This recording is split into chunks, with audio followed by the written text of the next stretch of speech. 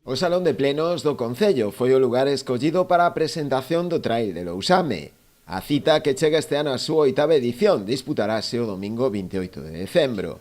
Como é habitual, haberá dúas distancias, unha longa de 25 km e outra curta de 14. O Trail de Lousame sempre apostou por fixar unha data que sempre é o último domingo do ano. Este ano toca en 28 de decembro e así o facemos.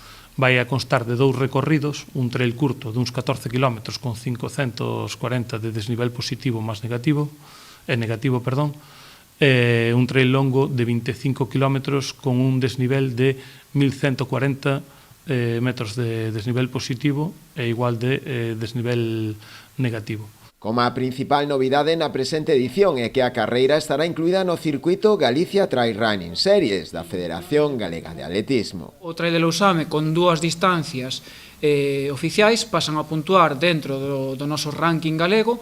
Por un lado, temos os trails do día 28 que puntúan para o ranking pre-classic, tanto para son as categorías que van na selección galega por debaixo de sub-23, é dicir, sub-16, sub-18, sub-20, e o trail longo puntuará para o ranking absoluto, no que se chama modalidade Classic, tanto para as divisións absolutas como para os Masters. O trail sumaránse tamén outras dúas citas importantes, como son o Peque Trail e a Andaina Belén de Cumes, que se celebrarán os días 13 e 14 de decembro, respectivamente.